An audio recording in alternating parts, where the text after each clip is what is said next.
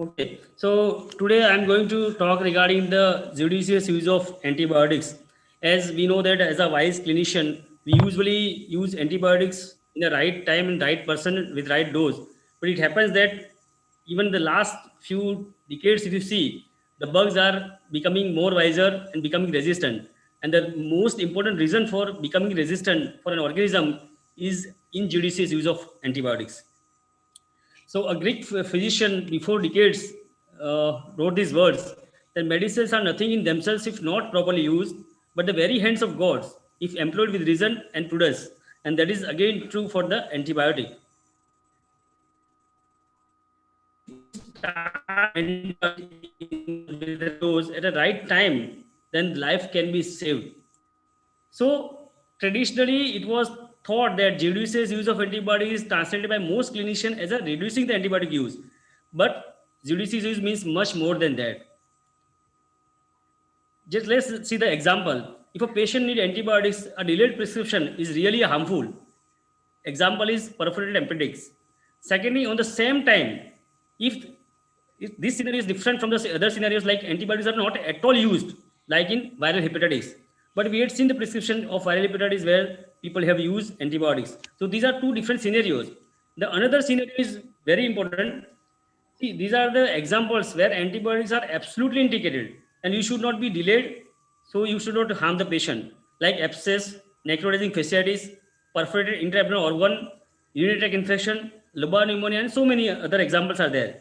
At the same time, there are some examples where antibiotics are should not be used, like herpes zoster. We had seen the herpes zoster clear-cut lesions diagnosis there. Still, to prevent the secondary infection, to doubtful some infection, they are using antibiotics, which is not at all required.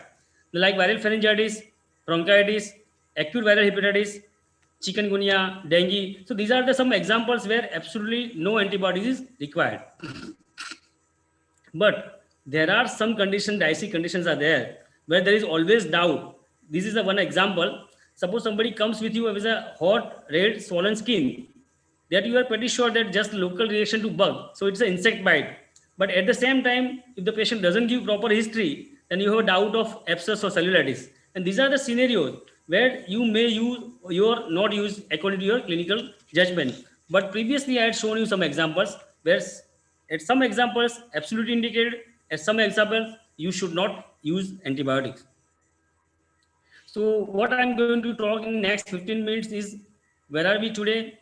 We see the principles of judicious use of antibiotics, particularly related to antibiotic agents, how to interpret and how to apply the knowledge of whatever receive the culture sensitivity reports. Then in the last few slides, we see the which are the factors that promote the resistance and how to improve ourselves. So this has been 2009 article which has showed in some of the like 2003 more than 50% of staph aureus isolate recovered in US hospitals were MRSA. So it is long back. At the same time, if you look at the beta lactamase and the carbapenemase producing organisms, they are rampant in ICU. These are again some of the few examples. So in 2011, 10 years back, WHO given alarming sign and given the theme antimicrobial resistance, no action today, no cure tomorrow. One of the important reason for developing drug resistance is irrational drug use, and that is very true today also. Antibiotic resistant, bad bugs, and there is no drugs. So you have to use wisely and judiciously. I'd asked many times in my lecture, which is the single most important one symptom which suggests bacterial infection. Majority will say the fever. Let's see. Fever is basically an inflammatory response of the body that is neither sensitive nor specific to a bacterial infection or even any other infection, whether it's a viral, fungal. So fever can be a infectious origin, maybe a non-infectious origin. So just fever is not a antibiotic use. Even in the infection also, less than 50% febrile episodes are bacterial origin. So fever is never a symptoms alone which is suggestive of bacterial infection. So the reflex action to associate fever with treatable bacterial infection and prescribing antimicrobial therapy without further evaluation is irrational and potentially dangerous. This has been written in Goodman and Gilman way back. Just give you an example. This is a 31 years old female who has a 12 days of fever. And if you look at the antibiotics has been used, levofloxacin 5 tablets, cefixime 6 tablets, azithromycin 3 tablets. And what is the reason? Nobody was able to find out the reason. He had just throat pain, cough, and 2 kg weight loss, nothing else. But if you look at the clinically, the patient ultimately have a tenderness on the examination of neck, evaluated extensively, nothing was significant except thyroid function test was abnormal and diagnosed to be a thyroiditis. So this thyroiditis was producing fever, which was non-infectious origin, but because of fever correlating with the like bacterial infection, they have given a lot of 3 different antibiotics in this case. So fever is not an antibiotic deficiency. This has to be kept very in mind before starting or writing any antibiotic in your prescription for a fever patient. Another examples, 28 years old female who is 6 months pregnant lady, increased frequency of urine with urgency, burning at the end of micturition, duration of symptoms was 4 days. So it is a clear-cut case of cystitis. Now whether this patient should be treated with antibiotics or not, absolutely treated. Any pregnant lady who had a sign and symptoms of UTI, even before you get the urine routine micro report, has to be treated. So these are some examples where with fever, with UTI, pregnancy, irrespective of symptoms or signs or even investigation, these patients should be treated. So I had given you 2 examples. One examples where absolutely no antibiotic is needed. One examples where antibiotic is needed. So this is the very clinical acumen you have to keep in mind while writing the antibiotic. The next part of this investigation, which is the single most important one investigation that suggests bacterial infection. The majority will say in my lecture that it is leukocytosis.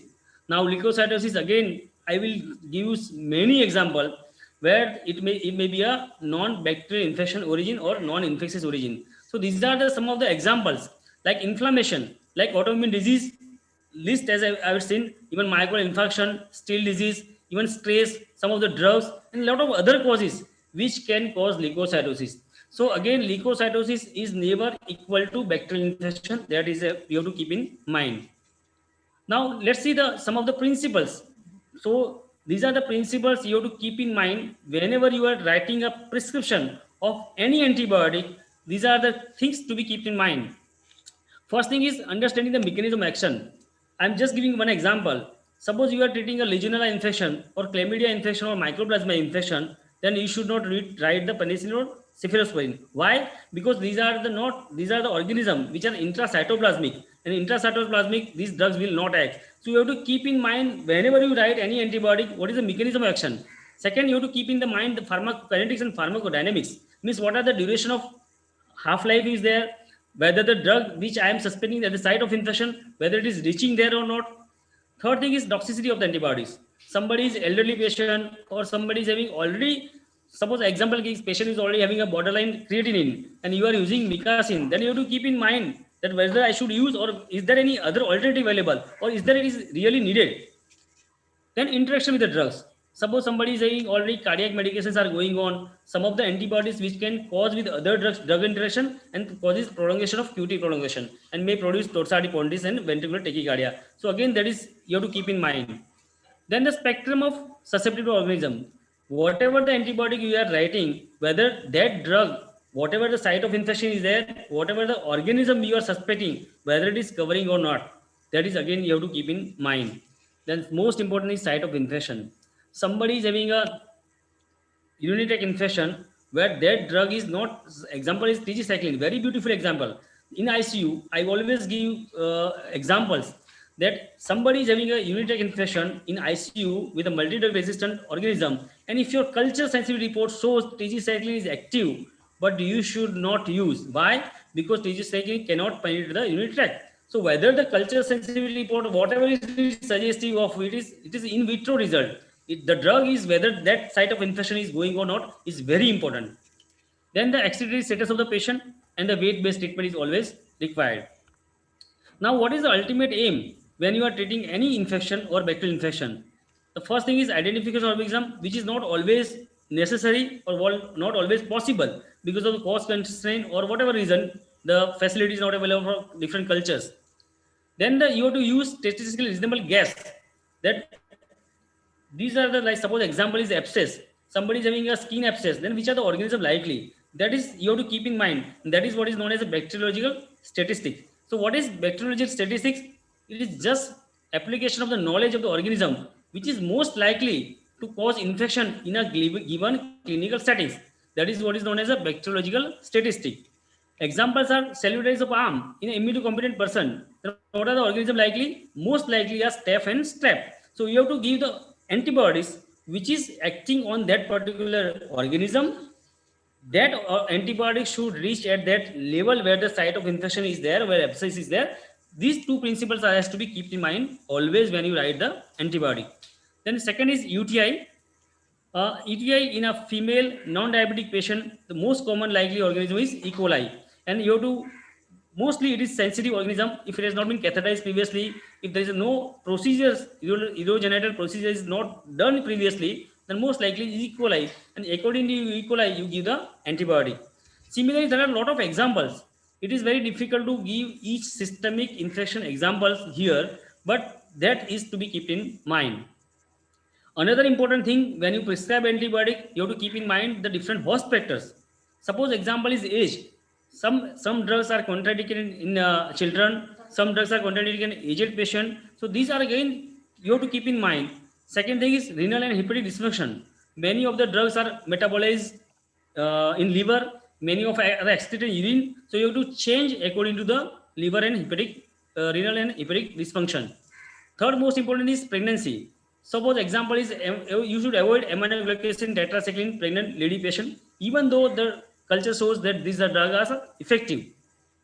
The penicillin and ciprofloxacin and macrolides are safe, and again these are some examples. The fourth important is site of infection. Antibiotic needs to be achieve sufficient level of concentration at the infected site of effective microbial killing to occur. The most important thing is not alone antibiotics in a confirmed bacterial example will work alone. It has to be drained. So some surgical procedures may require some bacterial infection. And suppose somebody is having a post implant infection or post replacement knee replacement infection, sometimes you require the implant removal also. The third important part of my talk is interpretation and limitation of culture sensitive report. Physician must be aware of CLSI guideline. Now, what is CLSI guideline? CLSI guideline, if somebody is following, some lab is following CLSI guideline, then according to that organism, some of the drugs are not given at all in the report only. Because what happens that Staph aureus is the organism in culture, amikacin is sensitive, and usually some people start amikacin. But CLSI guideline, if you look at this, that drug has been already omitted. So it will not given in the sensitive list. So it will be automatically deleted. In vitro data do not differentiate between the colonizers and pathogens. So that is very important. Suppose somebody is coming with a urine culture report showing organism, MDR, but if your clinical acumen said that this patient doesn't have any UTI, this patient has something different other side of infection, then that culture report doesn't at all showing any important to us. In vitro data do not necessarily translate in vivo efficacy, and in vitro testing assumes that basically what happens that when the culture reports come from lab, it assumes that the organism is from blood. But you have to keep in mind that whatever the drugs has been given as a sensitive, whether that drug, if I am using for that particular site of infection, whether this drug will go there or not. Lastly, few slides regarding the factors promoting the resistance. Two important factors are overuse and misuse of antibiotics. We have to give examples to ourselves. If somebody is having a epilepsy, somebody having a bronchial asthma, I am using any anti-epileptic agents for that patient? No. If somebody is having Vivax malaria, I am using digitalis? No. If somebody is having allergic rhinitis, whether I am using amiodarone? No. Then why antibiotic for non-infectious cause or non-bacterial cause of infection? The factors usually, which are the factors that promote the resistance? The antibiotic used when at all not needed, there is incorrect diagnosis, inadequate doses has been given. We had seen the prescription, linezolid 300 mg, 300 mg BD, clindamycin 300 mg BD. These are some of the inadequate or suboptimal dose which promote the resistance. Inadequate duration. Suppose somebody is having a pyelonephritis, then at least 2 weeks of 10 to 14 days of treatment is required. That has been completed in 5 days, and then again patient develop the resistant pattern. Inappropriate antibiotics, inappropriate combination, some of the factors are clinician related. Clinician might not have the knowledge, some related lab reports, local medical culture, and sometimes patient demands, साहब antibiotic आप ही दो ना, जल्दी पती जाए. So somebody patient demanding, but you have to keep in mind that whatever your ethics is there, right, it is right. On the part of the patient, lack of access to proper healthcare or belief in tradition. It is clear that some patients want antibiotics and are most satisfied with their visit when they receive their prescription of antibiotic. However, when a patient has misunderstanding about the medicine, the appropriate approach is not to write the medicine antibiotics, but to educate and guide them that these antibiotics are not required and you will be fine without antibiotics. Lastly, grow ourselves to prevent the antimicrobial resistance. And you can put the posters in your clinic, OPD. If you have a flu, no antibiotics required. You can keep in your mind this poster in your brain. Stop before writing antibiotics. Is it really required? If required, write dose, write duration, write site of infection, whether it is going on a drug interaction, age, pregnant lady is there, lactating mother is there. So you have to all keep in mind. Otherwise, stop writing the medicine. How can available goal of judicious use of antibiotics? An understanding of the factors that promote the overuse and misuse and the barriers which are preventing to change this behavior and the implementation of effective strategies for changing that particular behavior. This is my last slide. Educating the consumers, tell them no self-medication, no non-antibiotic kit you should carry, and emphasis that whatever your doses you are writing, that particular dose should be taken by the patient, and duration, for that particular duration, patient should take the treatment so we can prevent the resistance. Lastly, for the clinician, this type of seminar, panel discussion, updates are required. In a 20 minutes, it is very difficult to tell each and every clinician that what is the judicious use of antibiotics. The first one is very important, antimicrobial stewardship. I will request APA to organize 1 day of full seminar of each site of infection and antibiotic stewardship program so that each learn how to use antibiotic. So in my summary, prescribing antibiotics in a clinical practice is a complex process. It's a medical crime to prescribe antibiotics by habits. Fever ion antibiotics rakhi devi, that is by habit. Important to know the indication of antibiotics. Infection control measures, antibiotic stewardship and surveillance are the important aspects in prevention of resistance. Using antibiotic when non-indicated or not using antibiotic when indicated, both are harmful and both are irrational. And always remember judicious use of before prescribing any antibiotics. Thank you.